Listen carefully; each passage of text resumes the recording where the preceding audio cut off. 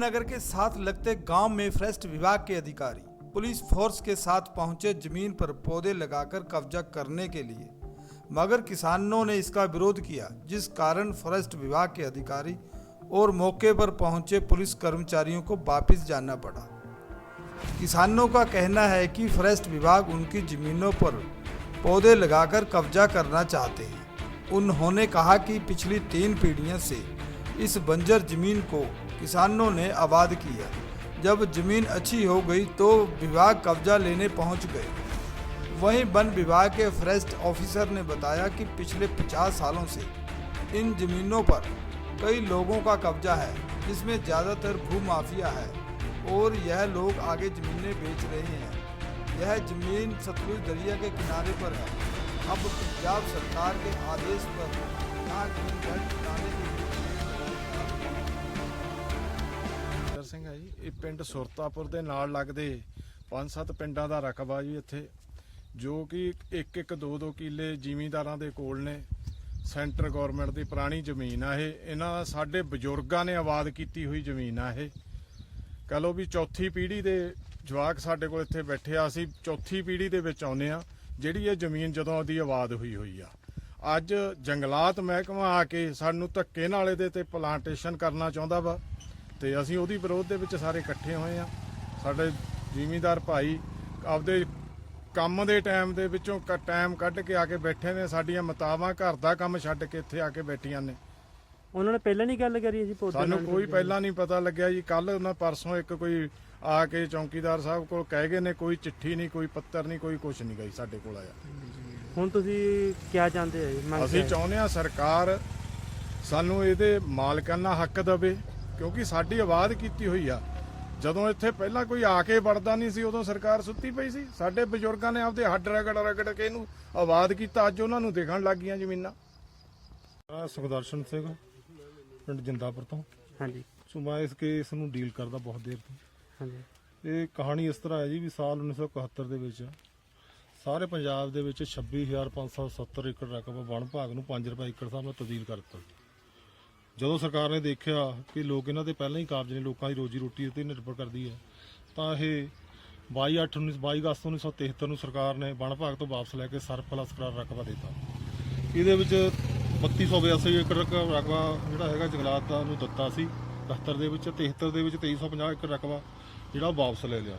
ਇਹਨਾਂ ਦੇ ਵਿੱਚ ਇਹ ਜਿਹੜੇ ਪਿੰਡ ਨੇ ਇੱਥੇ ਸ਼ਾਮਲ ਨੇ, ਰਤਨਪੁਰ ਹੋ ਗਿਆ, ਬੇਲੀ ਟਾਲਗੜ੍ਹ ਹੋ ਗਿਆ, ਜਿੰਨੇ ਵੀ ਪਿੰਡ ਨੇ, ਕਾਰਖਾਨਾ ਬੇਲਾ, ਕਾਰਖਾਨਾ ਪੱਤਗੜ੍ਹ, ਹੋਰ ਵੀ ਪਿੰਡ ਕਈ ਸ਼ਾਮਲ ਨੇ, ਉਹ ਇਹਨਾਂ ਦੇ ਰਕਬੇ ਵਿੱਚ ਸ਼ਾਮਲ ਨੇ ਜਿਹੜੇ ਸਰਕਾਰ ਨੇ ਵਾਪਸ ਲੈ ਲਏ। ਤੇ ਸਰਕਾਰ ਨੇ ਪਾਲਿਸੀ ਬਣਾਈ ਜੀ ਸੀ ਵੀ ਇਹ ਜਿਹੜੇ ਰਕਬੇ ਆ ਵੀ ਇਹ ਹਰੀਜਨਾਂ ਨੂੰ ਅਲਾਟ ਕੀਤੇ ਜਾਣੇ। ਪਰ ਇਹ ਆਪਣੇ ਕੁਝ ਰਕਬੇ ਜਿਹੜੇ 1980 ਤੋਂ ਪਹਿਲਾਂ 80 ਤੱਕ ਕੁਝ ਰਕਬੇ ਜਿਹੜੇ ਹਰੀਜਨਾਂ ਨੂੰ 5 ਏਕੜ ਦੇ ਹਿਸਾਬ ਨਾਲ ਤਬਦੀਲ ਦੇਤੇ ਸੀਗੇ।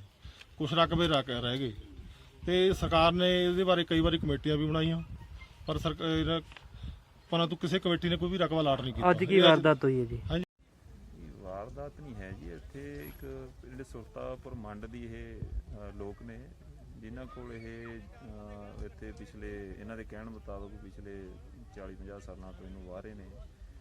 ਇਹ ਜਗ੍ਹਾ ਇਹਨਾਂ ਨੂੰ ਵੀ ਪਤਾ ਹੈ ਕਿ ਇਹ ਕੇਂਦਰ ਸਰਕਾਰ ਦੀ ਹੈ ਪੁਰਾਣੀ, ਪਰ ਇੱਥੇ ਜੋ ਅੱਜ ਦਾ ਇਸ਼ੂ ਇਹ ਸੀਗਾ ਇਹਨਾਂ ਦੇ ਕਹਿਣ ਮੁਤਾਬਕ ਕਿ ਇੱਥੇ ਫੋਰੈਸਟ ਵਿਭਾਗ ਵਾਲੇ, ਵਣ ਵਿਭਾਗ ਵਾਲੇ, ਉਹ ਇੱਥੇ ਬੂਟੇ ਲਾਉਣ ਵਾਸਤੇ ਵੀ ਉਹਨਾਂ ਨੂੰ ਅਲੋਟਡ ਜਗ੍ਹਾ ਤੇ ਬੂਟੇ ਲਾਉਣ ਵਾਸਤੇ ਆਏ ਸੀ। ਉਸ ਕਰਕੇ ਇਹਨਾਂ ਨੇ ਅੱਜ ਪ੍ਰੋਟੈਸਟ ਕੀਤਾ। ਸਤਿ ਸ਼੍ਰੀ ਅਕਾਲ ਜੀ, ਮੈਂ ਡਾਕਟਰ ਚਰਨਜੀਤ ਸਿੰਘ, ਆਮ ਆਦਮੀ ਪਾਰਟੀ ਹਲਕਾ ਚਮਕੌਰ ਸਾਹਿਬ ਤੋਂ। ਇਹ ਜੋ ਏਰੀਆ ਹੈ ਜਿੱਥੇ ਅੱਜ ਅਸੀਂ ਖੜੇ ਹਾਂ, ਇਹ ਸਾਰੀ ਜਿਹੜੀ ਜ਼ਮੀਨ ਹੈ ਇਹ ਸਾਡੇ ਹਲਕੇ 'ਚ ਪੈਂਦੀ ਹੈ। ਤੇ ਇਹ ਚਾਹੇ ਪਹਿਲੇ ਜੰਗਲਾਤ ਸੀ ਜਾਂ ਕਿਸੇ ਦੀ ਵੀ ਸੀ, ਪਰ ਇਹ ਲੋਕਾਂ ਨੇ ਪਿਛਲੇ 50 ਸਾਲ ਤੋਂ ਇਸ ਜਿਹੜਾ ਜੰਗਲ ਹੁੰਦਾ ਸੀ, ਕਦੇ ਬੰਜਰ ਜ਼ਮੀਨ ਸੀ, ਇਹ ਜਿੰਨੇ ਵੀ ਇੱਥੇ ਕਿਸਾਨ ਸਾਡੇ ਵੀਰ ਬੈਠੇ ਹੈ, ਇਹਨਾਂ ਨੂੰ ਇਸ ਜ਼ਮੀਨ ਨੂੰ ਇਹ ਪੱਧਰੀ ਕਰਕੇ ਇਹਨੂੰ ਜਿਹੜੀ ਹੈਗੀ ਵਧੀਆ ਫਸਲ ਇੱਥੇ ਉਗਾਈ ਹੈ। ਤੇ ਸਾਡੀ ਜਿਹੜੀ GDP 'ਚ ਉਹਦੇ 'ਚ ਬਹੁਤ ਵੱਡਾ ਹਿੱਸਾ ਇਹਨਾਂ ਕਿਸਾਨਾਂ ਦਾ ਹੈਗਾ। ਤੇ ਅੱਜ ਜਿਹੜਾ ਇਹ ਸਰਕਾਰ, ਆਪਾਂ ਜਾਣਦੇ ਹਾਂ ਕਿ ਭ੍ਰਸ਼ਟ ਸਰਕਾਰ ਤਾਂ ਇਹ ਹੈ, ਤੇ 50 ਸਾਲ ਤੋਂ ਇਹ ਸੁੱਤੀ ਪਈ ਸੀ। ਮੈਂ ਇੱਥੋਂ ਸਾਡੇ ਕੈਬਨਿਟ ਮੰਤਰੀ ਨੇ, ਉਹਨਾਂ ਨੂੰ ਪੁੱਛਣਾ ਚਾਹੁੰਦਾ ਵੀ ਅੱਜ ਜਦੋਂ ਇਹਨਾਂ ਕਿਸਾਨਾਂ ਤੇ ਵਿਪਤਾ ਪਈ ਹੈ ਤਾਂ ਉਹ ਇੱਥੇ ਕਿਉਂ ਨਹੀਂ, ਇਹਨਾਂ ਦੇ ਨਾਲ ਖੜੇ ਹੋਣਾ ਚਾਹੀਦਾ ਸੀ ਅੱਜ ਉਹਨਾਂ ਨੂੰ। ਲੇਕਿਨ ਅਫਸੋਸ ਇਹਨਾਂ ਨੂੰ ਆਪਣੇ ਹੀ ਜੋ ਮਾਫੀਅਰ ਚੱਲ ਰਹੇ ਨੇ ਉਹਨਾਂ ਤੋਂ ਹੀ ਫੁਰਸਤ ਹੈ ਨਹੀਂ। ਆ ਹੁਣੇ ਮੈਂ ਇਸ ਸੜਕ ਦੇ ਨਾਲ ਆਇਆ, ਆ ਨਾਲ ਸਾਰੇ ਰੇਤੇ ਦੇ ਢੇਰ ਲੱਗੇ ਪਏ ਹੈ। ਬੁਰੀ ਤਰ੍ਹਾਂ ਇੱਥੇ ਜਿਹੜਾ ਮਾਫੀਆ ਰੇਤਾ ਮਾਫੀਆ ਚੱਲ ਰਿਹਾ ਹੈ। ਤੇ ਹੁਣ ਜਿਹੜਾ ਇਹਨਾਂ ਕਿਸਾਨਾਂ ਨੂੰ ਇਹਨਾਂ ਨੂੰ ਇਸ ਜ਼ਮੀਨ ਤੋਂ ਵਾਂਝੇ ਕਰਕੇ ਇਹ ਜੋ ਭੂ ਮਾਫੀਆ ਸਾਡੇ ਪੰਜਾਬ ਚੱਲ ਰਿਹਾ, ਉਹਨਾਂ ਦੀ ਕੋਸ਼ਿਸ਼ ਹੈ ਕਿ ਇਹਨਾਂ ਨੂੰ ਇੱਥੋਂ ਜਿਹੜਾ ਇਸ ਜ਼ਮੀਨ ਚੋਂ ਵਾਂਝੇ ਕੀਤਾ ਜਾਵੇ। ਔਰ ਜਿੰਨੇ ਇਹ ਤਕੜੇ ਬੰਦੇ ਨੇ, ਚਾਹੇ ਉਹ ਇੱਥੇ ਸਾਡੇ ਸ਼ਾਸਨ ਦੇ ਪ੍ਰਸ਼ਾਸਨ ਦੇ ਜਿਹੜੇ ਚਹੇਤੇ ਨੇ, ਮੰਤਰੀ ਤੇ MLA, ਉਹਨਾਂ ਦੀ ਇਹੀ ਕੋਸ਼ਿਸ਼ ਹੈ ਕਿ ਇਹਨਾਂ ਨੂੰ ਜਿਹੜਾ ਹੈਗਾ ਇਸ ਤੋਂ ਉਠਾ ਕੇ ਆਪ ਜਿਹੜੇ ਇਹਨਾਂ ਜ਼ਮੀਨਾਂ ਤੇ ਕਬਜ਼ਾ ਕੀਤਾ ਜਾਵੇ। ਲੇਕਿਨ ਮੈਂ ਔਰ ਸਾਡੀ ਜਿਹੜੀ ਪਾਰਟੀ ਹੈ ਇਹਨਾਂ ਦੇ ਨਾਲ ਖੜੀ ਹੈ, ਕਿਉਂਕਿ ਇਹਨਾਂ ਦੇ ਹੱਕ ਹੈ ਇਹ, ਕਿਉਂਕਿ ਅੱਜ ਤੋਂ 50 ਸਾਲ ਤੋਂ ਇਸ ਜ਼ਮੀਨ 'ਚ ਇਹ ਜਿਹੜੀ ਖੇਤੀ ਕਰ ਰਹੇ ਨੇ। ਕਿੰਨੇ ਪਿੰਡਾਂ ਦੀ ਸਮੱਸਿਆ ਤੇ ਕਿੰਨੀ ਕੁ ਜ਼ਮੀਨ ਹੈ ਜੀ?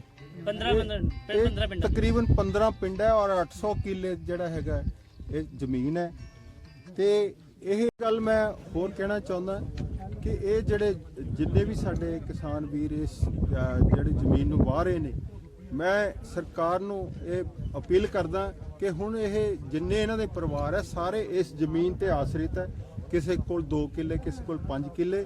ਤੇ ਮੇਰੀ ਇਹ ਮੰਗ ਹੈ ਸਰਕਾਰ ਤੋਂ ਕਿ ਇਹ ਜਿਹੜੀ ਜ਼ਮੀਨ ਜਿਹੜਾ ਵੀ ਬੰਦਾ ਇਹ ਵਾਹ ਰਿਹਾ ਉਹਨੂੰ ਕੁਝ ਜਿਹੜੀ ਅਮਾਉਂਟ ਫਿਕਸ ਕਰਕੇ ਕੋਈ ਉਹਦੀ ਸਰਕਾਰ ਵੱਲੋਂ ਕੋਈ ਵੀ ਕੀਮਤ ਜਿਹੜੀ ਫਿਕਸ ਕਰਕੇ ਇਹ ਜਿਹੜੀ ਜ਼ਮੀਨ ਹੈ ਇਹਨਾਂ ਸਾਰਿਆਂ ਨੂੰ ਜਿੰਨੇ ਵੀ ਇਹ ਇਸ ਤਰ੍ਹਾਂ ਹੈ ਜੀ, ਜਿਹੜੀ ਸਾਡੇ ਸਤਲੁਜ ਦੇ ਨਾਲ ਸਰਕਾਰੀ ਜੰਗਲ ਦੀਆਂ ਜ਼ਮੀਨਾਂ ਨੇ, ਕਾਫੀ 50 ਸਾਲਾਂ ਤੋਂ ਨਜਾਇਜ਼ ਕਾਬਜ਼ ਹੋਏ ਨੇ।